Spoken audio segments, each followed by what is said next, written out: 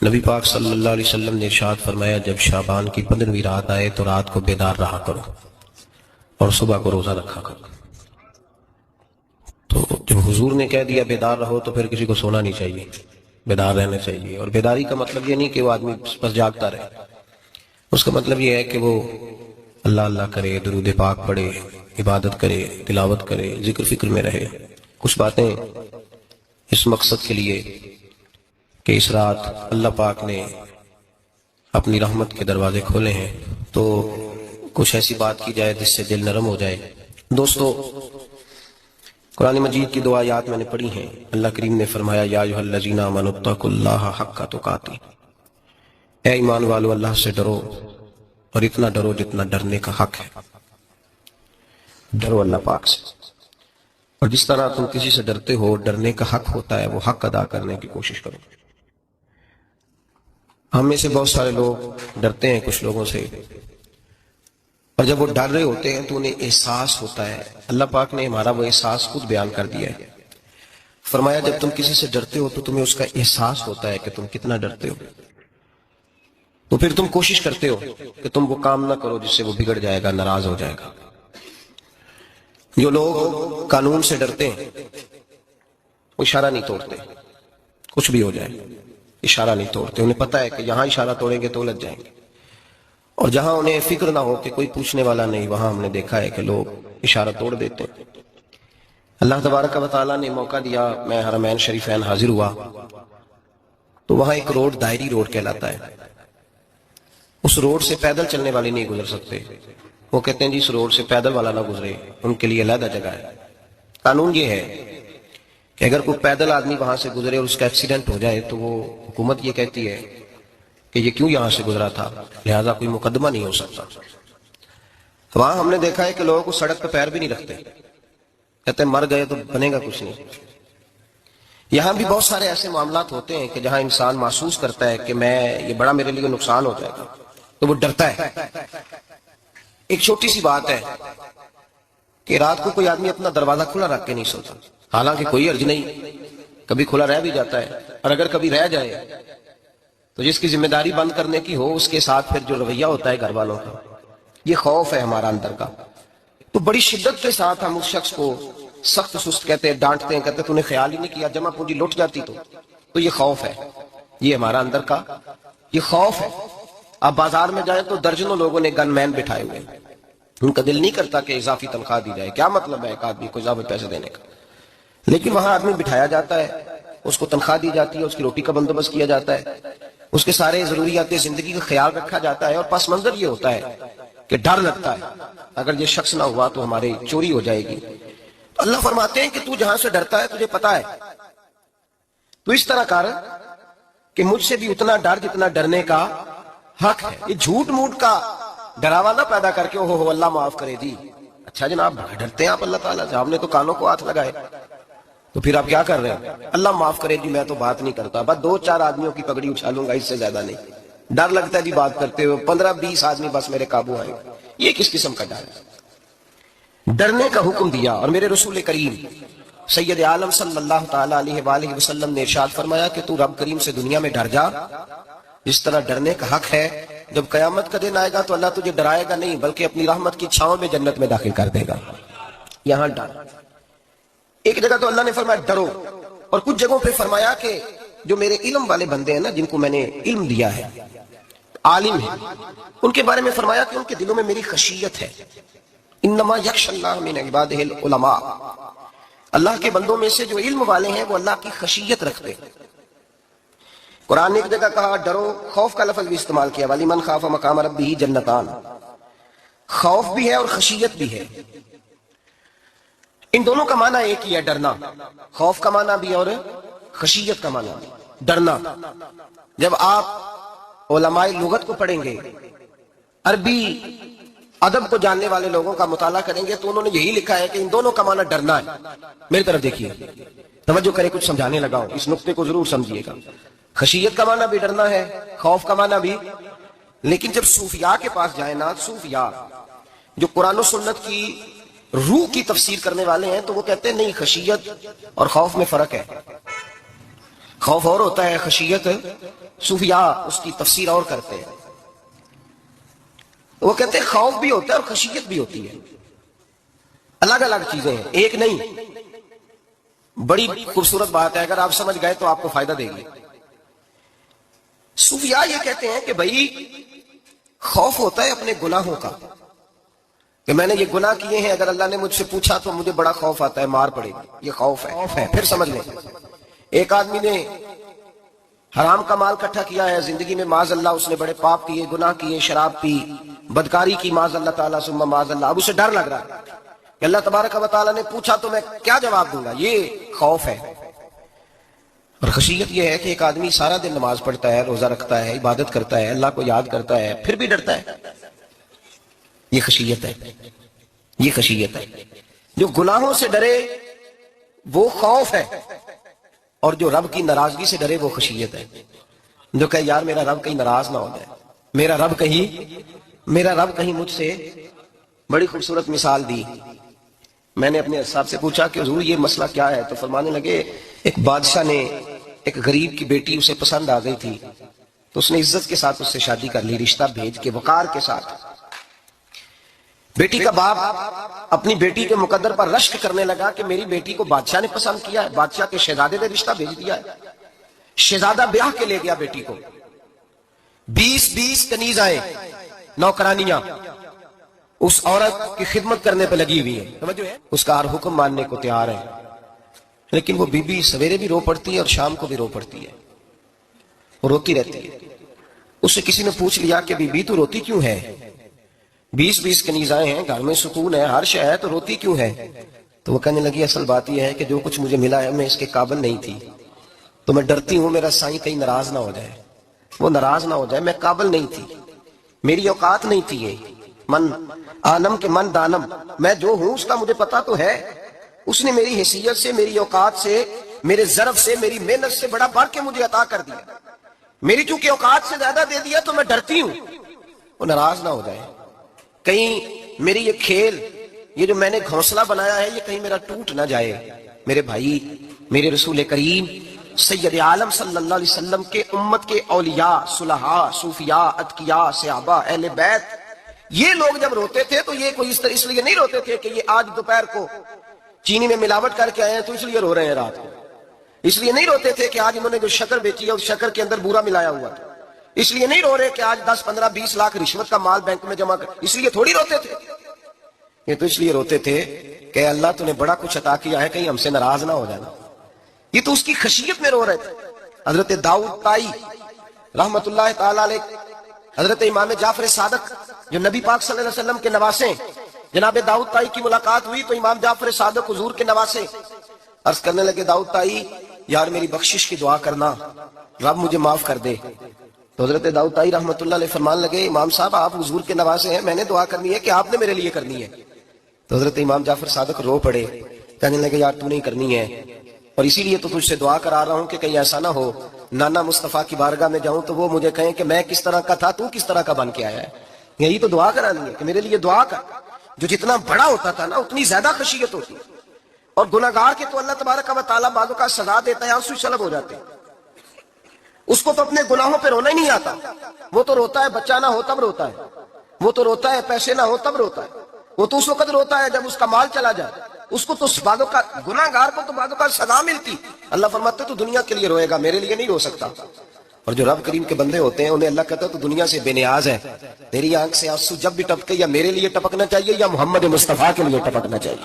آپ اگر اس بات کو تھوڑا سا غور کے ساتھ سمجھے تو تمام اولیاء صلحات کیا یہ رو رہے ہیں, تڑپ رہے ہیں. کیا اس کی وجہ تھی؟ نمازیں کم رہ گئی تھی, روزوں میں کمی تھی, فرائض ادا نہیں کرتے تھے کہ رویا کرتے تھے. کیوں روتے تھے؟ حضرت سیدنا عمر فاروق رضی اللہ تعالیٰ عنہ کے بارے میں صحابہ کہتے ہیں, جناب عمر فاروق جب نماز پڑھاتے اتنا رویا کرتے تھے کہ 7ویں صف تک ان کے رونے کی آواز جایا کرتی, 7ویں صف تک ان کے رونے کی آواز جاتی. ہم لوگ بن کے بیٹھ گئے ہیں, ہم یہ سمجھتے نہیں کہ ہماری حیثیت کیا تھی اور رب کریم نے ہمیں نوازا کیا ہے. آپ پڑھیے کتابیں, میرے رسول پاک صلی اللہ علیہ وسلم فرماتے ہیں میرا عمر جس گلی سے گزرے شیطان رستہ بدل جاتا ہے. نبی پاک فرماتے ہیں میرا عمر جب تک دنیا میں رہے گا دوزخ کو تالا لگا رہے گا. اس صاحب عزد الغابہ نے لکھا ہے نبی پاک صلی اللہ علیہ وسلم نے حضرت جبریل امین کو بلایا, فرمایا چل میرے عمر کی شان بیان کر. تو حضرت جبریل امین علیہ السلام عرض کرنے لگے یا رسول اللہ صلی اللہ علیہ وسلم 950 سال اگر اللہ مجھے عمر دے، 950 سال رب عمر دے اور پھر بھی میں عمر فاروق کے فضائل بیان کروں تو میں نہیں کر سکتا، عمر کی شان میں نہیں بیان کر سکتا، 950 سال بھی اگر میری عمر ہو۔ نبی پاک نے فرمایا پھر میرے ابو بکر کے بارے میں، عرض کی یا رسول اللہ ابو بکر کی تو بات اس سے بہت آگے کی ہے نا، وہ نبی پاک کتنی عظمت بیان کر رہے ہیں، کس قدر زیادہ رسول کریم صلی اللہ تعالی علیہ وآلہ وسلم ان کی عظمت بیان کرتے ہیں۔ حضرت عمر کیا کہتے ہیں، وہ لوگوں کو بتاتے پھرتے ہیں کہ تم نے دیکھا ہے نا میری کتنی عظمت ہے، وہ یہ نہیں کہتے، حضور فرماتے ہیں عمر کی بڑی شان بڑی شان بڑی شان۔ اور عمر کے پاس جب بھی کوئی جاتا ہے کہتے ہیں عمر آپ کا کیا مقام ہے، تو عمر فرماتے ہیں میں تو اونٹ چرانے والے کا بیٹا ہوں، میں تو اونٹ چرانے والے کا بیٹا ہوں، میں تو اونٹ چرایا کرتا تھا، میں تو 10 اونٹ نہیں سنبھال سکتا۔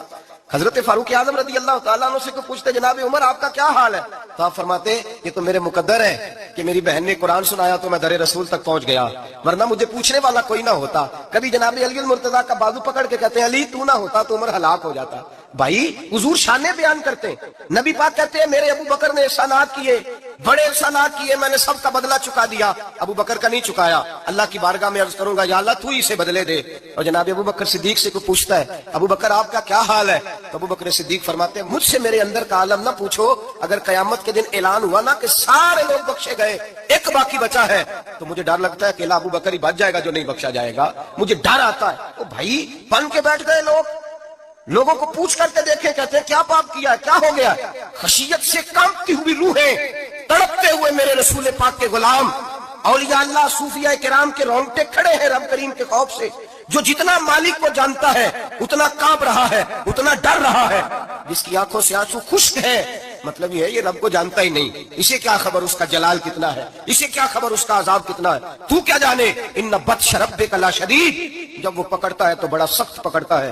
حضرت عثمان غنی کو 3 دفعہ میرے نبی پاک نے فرمایا جنتی ہے، جنتی ہے، العثمان فی الجنہ، العثمان فی الجنہ، العثمان فی الجنہ، 3 دفعہ حضور نے جنت کی بشارت دی۔ میرے مصطفیٰ کریم نے فرمایا میرا عثمان گلی سے گزرے تو فرشتے بھی اس کی حیا کرتے ہیں۔ جناب عثمان غنی جن کو میرے نبی نے 2 بیٹیاں دے کے کہا عثمان میری 100 بیٹی بھی ہوتی، ایک کے بعد دوسری انتقال کرتی جاتی تو میں ساری تیرے نکاح میں دے دیتا، وہی حضرت عثمان غنی قبر پہ کھڑے ہیں حضور کے وصال کے بعد، ایک قبر پہ کھڑے، آنکھوں سے آنسو جاری ہے، داڑھی ساری آنسوؤں سے بھر گئی ہے، روتے ہی جاتے ہیں، روتے ہی جاتے ہیں۔ غلام کہتا عثمان یار رونا ہمیں چاہیے، رونا ہمیں چاہیے، جن کو کوئی بشارت نہیں اور آپ کو تو 3 بشارتیں، روتے کیوں ہو؟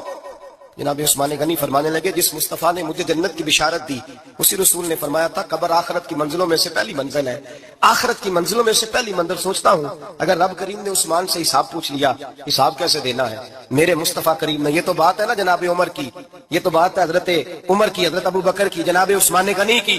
اور جس شیر خدا کے بارے میں نبی پاک نے فرمایا علی منی وانا من علی، فرمایا علی اور میں 2 نہیں، میں علی ہوں اور علی میں ہے، جن کو فرمایا من کنت مولا ہوں وہذا علی مولا، جس کا میں مولا اس کا علی بھی، اس کا علی بھی، جس مولا علی شیر خدا کو یہ درجہ دیا۔ ولی المرتضیٰ اٹھے ہیں، نماز کا وضو کیا ہے، مصلی کی جانب جانے لگے تو جناب علی کا وجود تھر تھر کانپنے لگا، تھر تھر چھم چھم آنسو برسنے لگے۔ حضرت سیدنا امام حسن آگے بڑھے، ابا جی کیا ہوا؟ فرمایا حسن ڈر رہا ہوں، مالک کی بارگاہ میں جا رہا ہوں، کہیں رب علی کو دھتکار ہی نہ دے، کہیں مالک علی سے حساب ہی نہ پوچھ لے، کہیں اللہ تبارک و تعالیٰ ناراضگی کی نظر سے ہی نہ دیکھے۔ او بھائی ہم لوگ اتنے دلیر، اتنے تگڑے، اتنے سیاہ، اتنے عقل مند، اتنے گناہوں کے پیچھے پہاڑ ہیں کہ مجال ہے کہ ایک قطرہ وہ آنسو جو ہم نے سنبھال کے رکھے ہیں دنیا داری پہ بہانے کے لیے، کبھی اپنا حساب کر، کبھی سوچ۔ روز شکوہ کرتا ہے، کہتا ہے میرے پاس پیسے نہیں، گاڑی نہیں، کار نہیں، کوٹھی نہیں، سرمایہ نہیں۔ کبھی سوچ جو کچھ ہے اگر رب کریم میرے اور آپ کے اعمال دیکھے تو ہماری حیثیت ہے کہ وہ سارا کچھ ہمیں دیا جاتا، ہماری اوقات تھی کہ وہ ہمیں دیا جاتا جو اس نے دیا ہے۔ ٹٹول کے دیکھیں، عمر گزر گئی، شکوے کرتے، ذرا پلٹ کے دیکھیں، اگر ہمارے گناہ اور ہماری نیکیاں اکٹھی کی جائیں تو ہم جزا والے نہیں سزا والے نکلتے ہیں معاذ اللہ۔ محمود غزنوی بڑا پیار کرتے تھے ایاز کے ساتھ، بڑا پیار کرتے تھے، نوازا کرتے تھے، روز کوئی نہ کوئی تحفہ ملتا تھا ایاز کو۔ کچھ حسد کرنے والوں نے کہا محمود تو اسے تحفے دیتا ہے اور یہ جنگل میں اسلحہ اکٹھا کر رہا ہے، یہ تیرے خلاف علیحدہ سے فوج تیار کر رہا ہے، کچھ وقت آئے گا یہ تجھے چھوڑ کے علیحدہ سے بادشاہی کا دعویٰ کر دے۔ محمود غزنوی کہنے لگے یہ کس طرح کی بات ہے، تمہیں پتہ ہے کہ یاد اثر سے لے کر عشاء تک کہاں رہتا ہے؟ महमूद कहने लगे यार वाकई मैंने कभी पूछा तो नहीं, शक का बीज बो दिया, शक का बीज बो दिया। महमूद गजनवी कहने लगे अच्छा आज मैं पीछा करूंगा, तफ्तीश करूंगा, तहकीक करूंगा कहां जाता है, तहकीक करूंगा। महमूद गजनवी निकले पीछा करने। असर के बाद अय्याज ने जंगल का रुख किया, महमूद भी पीछे पीछे हो लिए। कहते हैं जंगल के बीच जाके एक झोंपड़ी आई, उस झोंपड़ी के अंदर अय्याज गए, दरवाजा खोला, अंदर चले गए। मुझे बड़ा गुस्सा था कि हर बात मुझे बताता है, ये क्यों नहीं बताई। जब अय्याज अंदर गए तो मैंने जोर जोर से दरवाजा खटखटाया गुस्से के साथ। अय्याज ने दरवाजा खोला, बाहर आए। मैंने कहा पीछे हट। अय्याज पीछे हटे तो मैं अंदर चला गया। महमूद कहते हैं जब मैं अंदर गया तो मैंने उस झोंपड़ी में एक पुराना कुर्ता लटका हुआ देखा, एक टूटे हुए जूते पड़े हुए देखे, एक छोटा सा डंडा देखा, एक मटका, एक प्याला देखा। मैंने सारी तलाशी ली तो चंद टूटी फूटी पुरानी चीजें। मैंने कहा यार ये क्या है। तो कहते हैं याज कहने लगा बादशाह टटोल के देख ले, यही कुछ है जो तूने देखा। मैंने कहा ये है क्या। कहते हैं याज पैरों में बैठ गया, तड़प के रोने लगा। कहने लगा बादशाह ये मेरी औकात है, ये मेरी औकात है, ये मेरी औकात है, ये मेरी औकात है।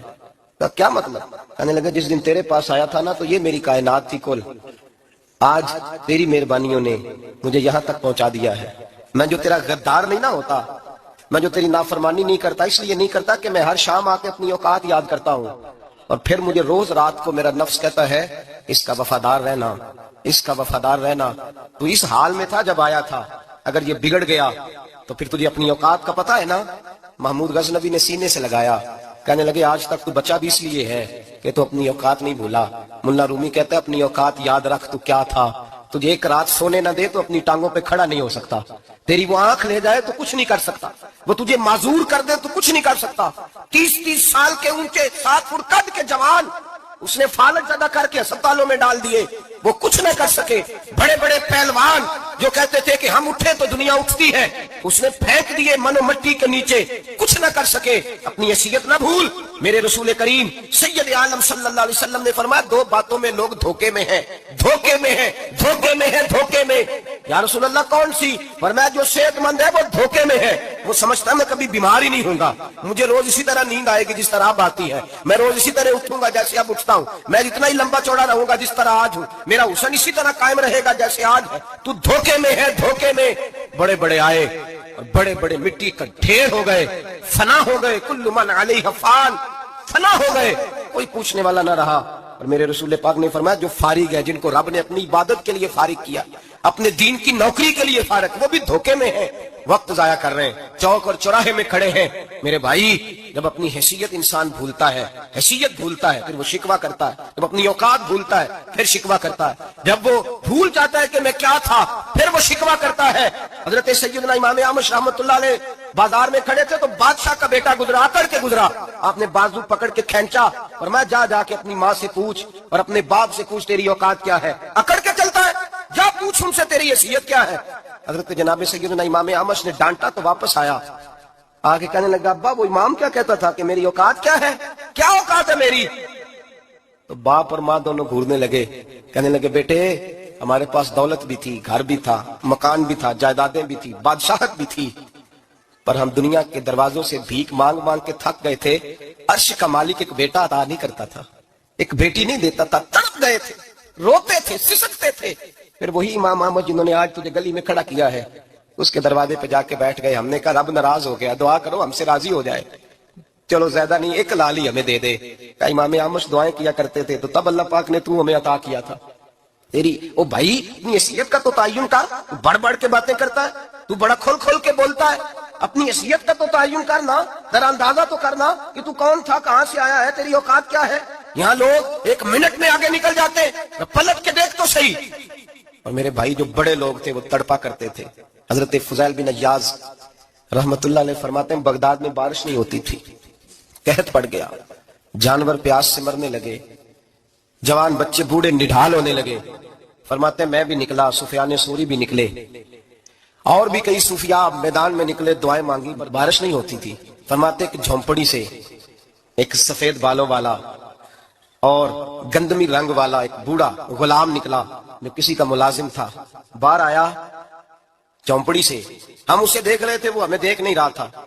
फरमाते हैं उसके चेहरे पर इबादत के निशान थे, दूर से उसका चेहरा देखते लगता था कोई रब करीम का बंदा है।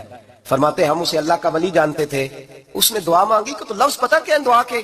ہاتھ اٹھا کے کہنے لگا مولا مجھے پتا ہے یہ جو بارش نہیں نہ ہو رہی ہے میری وجہ سے نہیں ہو رہی، میرے گناہوں کی بڑی لمبی فہرست ہے، بڑی لمبی لائن ہے۔ کہنے لگا اے اللہ میری اکیلے کی وجہ سے سارے بغداد کو سزا تو نہ دے۔ رب کریم جوان بھوکے، بچے بھوکے، مائیں ترس گئیں، بچے ترس گئے، جانور پانی کے قطرے، اللہ گناہ تو میرے اکیلے کے ہیں اور ان سب کو سزا کیوں دیتا ہے؟ نہ میری سزا سب کو تو نہ دے، میری سزا صرف مجھے دے، ان کو نہ دے۔ کہتے ہیں ابھی اس کے ہاتھ اٹھے ہوئے تھے، دعا بول رہا تھا، رب کریم نے فوراً بارش عطا فرما دی۔ فرماتے ہیں کھل کے بارش برسی۔ میں نے لوگوں سے پوچھا پتہ کرو کس کا غلام ہے، کہا فلاں آدمی کا۔ حضرت فضیل بن عیاض کہتے ہیں میں شام کو گھر چلا گیا، اس کے آقا سے بات کی، خرید لیا۔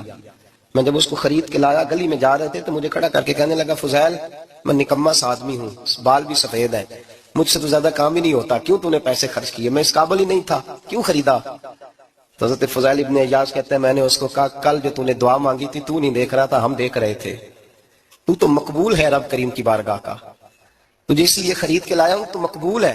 کہتے ہیں یہ لفظ سنے تو ٹھہر گئے، وہ کہنے لگے اچھا آقا مجھے 5 منٹ کا وقت ملے گا؟ میں نے کہا ہاں ہاں ضرور ملے گا۔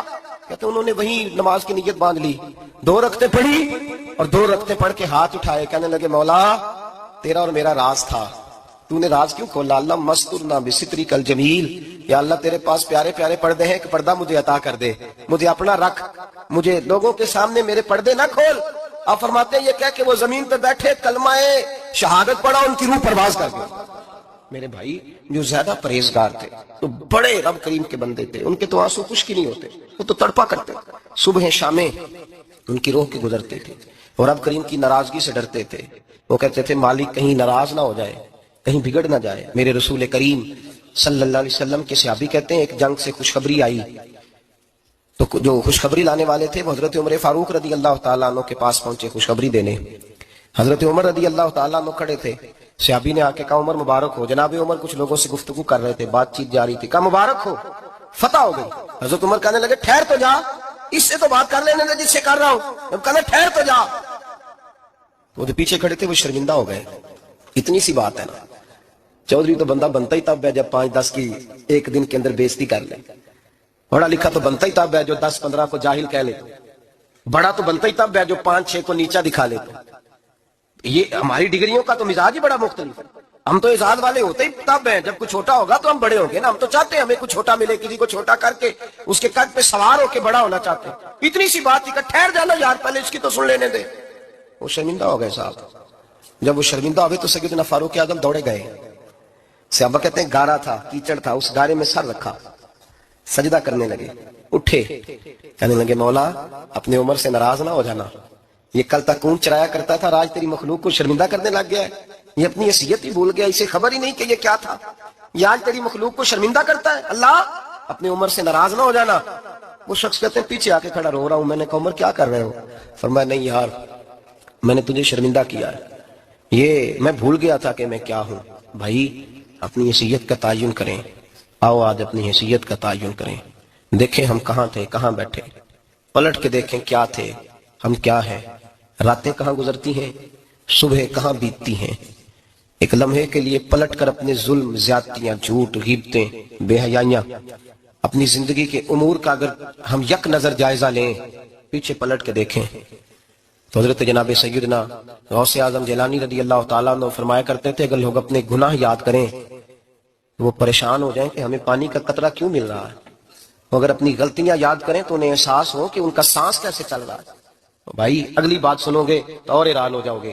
حضرت غوث اعظم رضی اللہ تعالیٰ عنہ فرمایا کرتے کہ اب خیال آتا ہے، اب سوچ آتی ہے کہ رب کریم نے کتنی ڈھیل دی ہوئی ہے، ہم ہیں کہ سمجھتے ہیں یہ میری عقل مندی کا کمال ہے کہ مجھے سارا کچھ نافرمانی کے باوجود بھی مل رہا ہے۔ بھائی خشیت الہی پیدا کریں، جتنا بندہ بڑا ہوتا تھا اس کے دل میں خوف بھی اللہ کا وہ جانتا تھا۔ حضرت امام اعظم ابو حنیفہ بیٹھے تھے تو ایک بی بی فتویٰ پوچھنے آئی، بی بی روز خاوند سے مطالبہ تو کرتی ہے فلاں چیز چاہیے فلاں چیز چاہیے، اللہ کرے وہ یہ مطالبہ کرنے لگ جائے کوئی شے نہیں چاہیے، جو چاہیے حلال کا چاہیے، آمین تو کہہ دیں۔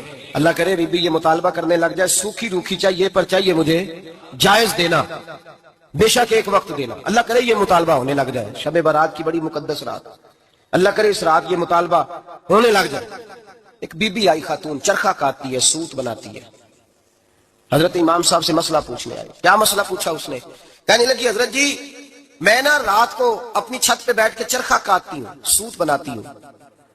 14ویں رات کا چاند جب چڑھا ہوتا ہے تو اس کی روشنی میں چرخہ کاٹتی ہوں. کئی دفعہ نا بادشاہ کا لشکر میری گلی سے گزرتا ہے, بڑے بڑے لالٹین انہوں نے پکڑے ہوتے ہیں, بڑے بڑے روشن دان, بڑی بڑی ان کے اندر روشنی ہوتی ہے. تو حضرت جی کئی دفعہ نا وہ جب گزرتے ہیں تو ان کی روشنی میں بھی میں کچھ سوت بنا لیتی ہوں. مسئلہ یہ پوچھنا تھا کہ اس روشنی میں جو سوت بناتی ہوں اس کی کمائی میرے لیے جائز ہے کہ ناجائز ہے؟ اس کی روشنی میں حضرت امام اعظم نے اللہ اکبر کہا اور چھم چھم آنسو گرنے لگے. حضرت امام صاحب نے اپنا گریبان پکڑا اور کھینچا, قمیض پھٹ گئی. کہنے لگے بی بی مسئلہ چھوڑ, تو پہلے بتا تو ہے کون, کہاں سے آئی ہے, کون ہے, بتا. تو کہنے لگی میں حضرت بشر آفی کی ہمشیرہ ہوں. میں حضرت بشر آفی, وہ جو درویش ننگے پیر نہیں پھرتا رہتا بغداد کی گلیوں میں, میں عظیم بھائی کی بہن ہوں, بشر آفی کی ہمشیرہ ہوں. حضرت امام اعظم فرمانے لگے کوئی اور بی بی آتی تو اس کے لیے جائز تھا, کیونکہ وہ جان بوجھ کے تو کسی کی روشنی نہیں استعمال کرتی, خود آتی ہے. کوئی اور آتی تو جائز تھا, تیرا مقام بڑا ہے, تیرے لیے جائز نہیں. تیرے لیے جائز نہیں تو اپنی حیثیت کا تعین کر, یہ تیرے لیے درست نہیں. بھائی بڑا تو تب ہوگا جب تیری احتیاط بڑی ہو جائے گی, بڑا تب ہوگا جب تیرا تقوی بڑا ہو جائے گا, بڑا تو تب ہوگا جب تو حلال حرام کے معاملے میں باریک باریک چیز کا خیال رکھے گا. اور اگر تو کہ خیر ہے دیکھی جائے گی, ساری دنیا کر رہی ہے, ساری زمانہ کر رہا ہے, فلاں بھی کر رہا ہے, وہ خدا کے بندے یہ کس طرح کا معاملہ ہے, یہ کس طرح کی جمہوریت ہے؟ اپنے آپ کو سمجھائیں میرے عزیز, خشیت والی زندگی پیدا کریں, تقوی والی زندگی پیدا کریں. ہم لوگ ایسا وقت گزار رہے ہیں, اور یہ یاد رکھنا ہمیشہ انسان دنیا میں آتے ہیں, اس شہر کے بہت سارے لوگ ہو گزرے, علماء, مشائخ, صوفیاء, تاجر, زمیندار, آپ کسی بھی شعبے میں ٹٹولیں گے تو آپ کو کئی نام ملیں گے. اس شہر محبت کے ڈھیروں لوگ ہو گزرے, اور یہ کہانی ہر شہر کی ہے. آج میں اور آپ یہاں بستے ہیں, کچھ وقت کے بعد ہم داستان ہوں گے. امام شافعی رحمۃ اللہ علیہ فرماتے ہیں میں ایک شہر سے گزر رہا تھا تو میرے پیر کو ٹھوکر لگی, میں نے زمین کھودی تو ایک کھوپڑی نکلی تو اس کے اوپر تاج بھی تھا. فرماتے ہیں میں نے شہر کے لوگوں سے پوچھا یہ کیا ہے, تو کہنے لگے یہ بادشاہوں کا قبرستان ہے, اس میں غریب دفن تو نہیں ہو سکتا تھا, دفن تو بادشاہوں کا خاندان ہے, لیکن افسوس کی بات یہ ہے کہ یہاں مٹی ڈالنے کوئی نہیں آتا. اب یہ سیدھی سڑک بن گیا. بھائی کبھی پلٹ کے دیکھ, ہزاروں لوگ آئے, اس روڈ سے کروڑوں لوگ گزرے اور منزل کو چلے گئے, لوگوں نے یاد نہیں رکھا. آپ اپنے حصے کا عمل کرنے آئے, ٹھیکیدار نہیں ہے کوئی اپنی اولاد کا, بال بچے کا, بہن بھائی کا. حق ضرور ہے, ان کے لیے محنت ضرور کرے گا, لیکن اس کو یہ اجازت نہیں ہے کہ وہ کہے کہ میں اب بڑا ذمہ دار ہوں تو میں نے 20 کروڑ بینک بھر کے جانا ہے. حضرت عمر بن عبدالعزیز رحمت اللہ تعالیٰ علیہ کے انتقال کا وقت آیا تو اپنے بیٹوں کو بلایا, فرمانے لگے بیٹو تمہارا باپ بزدل تھا, تمہارے لیے کچھ کر نہیں سکا. ابا جی کیا ہوا؟ فرمانے لگے بیٹے میں بزدل تھا, جہنم سے ڈر گیا, تمہارے لیے کوئی بینک بیلنس اکٹھا نہیں کر سکا. میں تھوڑا دلیر ہوتا, دوزخ سے نہ ڈرتا تو تجوریاں بھر کے جاتا. پرانے بادشاہ محل چھوڑ کے گئے ہیں, پر میرے پاس کچھ نہیں ہے, بادشاہ ہونے کے باوجود میں فقیر ہوں, خالی آ جا رہا ہوں. بزدل جو تھا. آپ نے جب یہ لفظ کہے تو بچے رونے لگے, کہنے لگے ابا جی ہمیں تو فخر ہے, ہمیں تو فخر ہے, جس گلی سے بھی ہم گزرتے ہیں کپڑے ہمارے سادے ہوتے ہیں, پر لوگ دکانیں چھوڑ کے ملتے ہیں, کہتے ہیں نیک باپ کی اولاد جا رہی ہے, یہ بڑے مرتبے والے باپ کی اولاد جا رہی ہے. بھائی یاد رکھیں, خشیت الہی پیدا کریں, نہ اپنی ذات کے ساتھ ظلم کریں. اگر آپ کوئی بھی غلط کام کرتے ہیں تو اس کا جواب آپ نے دینا ہے. اگر آپ نے 1 کروڑ روپیہ ناجائز کمایا تو وہ اللہ آپ سے نہیں, آپ کے بچے سے نہیں پوچھے گا, بیوی سے نہیں پوچھے گا, بہن بھائی سے نہیں, وہ آپ نے جواب دینا ہے. آپ اپنے اعمال پر غور کریں. آج شب برات ہے. میرے نبی کریم صلی اللہ علیہ وسلم نے فرمایا کہ میری امت کی اتنی بخشش ہوگی, مدینے میں سب سے زیادہ بنو کلب کا قبیلہ بکریاں پالتا ہے, ان کی بکریوں کے بالوں سے بھی زیادہ اللہ میری امت کی بخشش فرمائے گا. اس کو توبہ کی رات کہا جاتا ہے. توبہ کا مطلب یہ ہوتا ہے کہ اللہ میں آج کے بعد گناہ نہیں کروں گا. توبہ کا مطلب ہوتا ہے کہ میں آج کے بعد یہ غلطی, آپ کا ملازم کتنی بار غلطی کرے تو آپ رکھ لیتے ہیں, ایک دن میں 100 دفعہ کرے تو گنجائش ہے اس کو رکھنے کی, اللہ رکھ لیتا ہے, کہتا تو توبہ کر, ہے گنجائش. میرا خیال ہے جو 10 بار بھی کرے اس کے لیے بھی گنجائش ہے, اس کے لیے بھی گنجائش ہے. استاد باپ ہوتا ہے, بچے سے غلطی ہو جائے تو کہتا تجھے ارجانہ بھرنا پڑے گا. بچے لگے نہیں ہوتے اسکولوں میں جرمانے لگے ہوتے ہیں، چھٹی کا علیحدہ ہے، فلاں کام کا علیحدہ ہے، حالانکہ باپ ہے بھائی۔ اللہ فرماتا ہے تو توبہ کر، اور توبہ یہ ہے کہ میں آج کے بعد یہ گناہ، اس آدمی نے کل 5 نمازیں نہیں پڑھنی، اس کا آج توبہ کرنے کا کیا مطلب ہے؟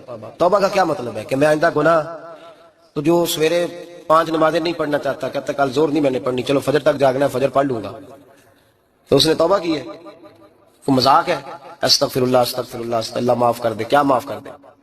سویرے تو مسجد آئے گا بھائی، آپ کسی ہم سادے لوگ ہیں، دیہاتی لوگ، یہ ہمارا دیہات کا ماحول ہے، بچے کو مارتے ہیں نا مدرسے والے کو، تو ہم کہتے ہیں دوبارہ کرے گا، تو کیا کہتا ہے اگوں، تو جو بچہ کبھی تسی تھپڑ دو مار لو میں سویرے پھر کرنا دے، تو اس کو معافی ملے گی؟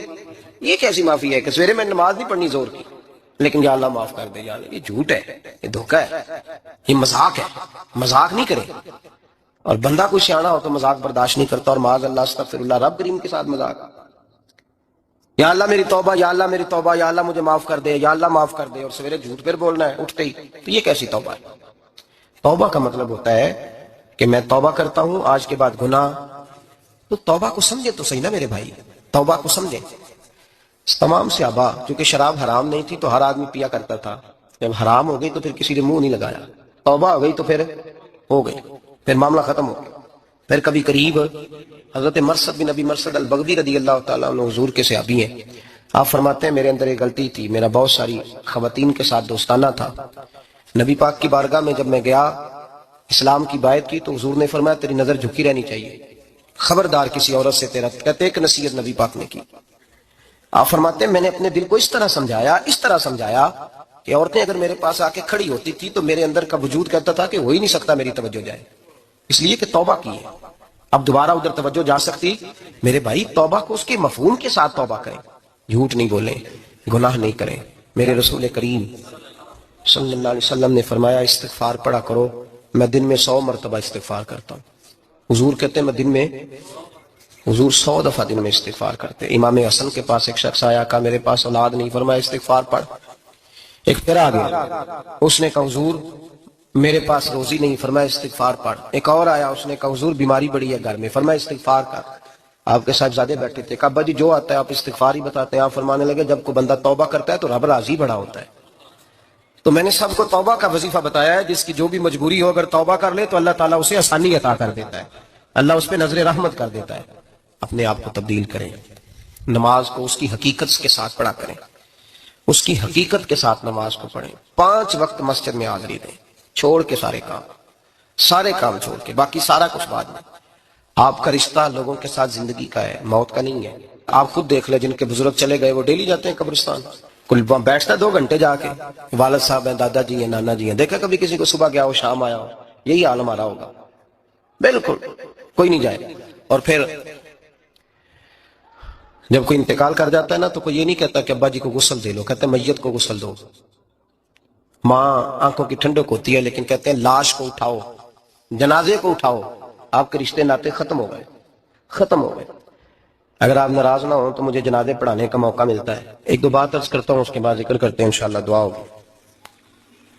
جنازوں پہ جانے کا اتفاق ہوتا ہے تو میں جنازے سے محسوس کرتا ہوں بہت ساری چیزوں کو۔ میں دیکھتا ہوں کہ جنازہ ہونے کے باوجود لوگ یہ سمجھتے ہیں کہ یہ ہونا تھا کام، یہ ہو گیا، اور وہاں کیفیت یہ ہوتی ہے کہ صرف یہی جنازہ ہے، اسی نے فوت ہونا تھا، ہم تو بچے ہوئے ہیں۔ قرآن پاک سے محبت کرنا، قرآن پاک پڑھنے والوں سے پیار کرنا، قرآن کے مدارس کو آباد کرنا، یہ بڑا مشکل ہوتا جا رہا ہے۔ ہم ایک مدرسہ چلاتے ہیں، ہم محسوس کرتے ہیں کہ یہ بڑا کٹھن معاملہ ہے، بڑا کٹھن۔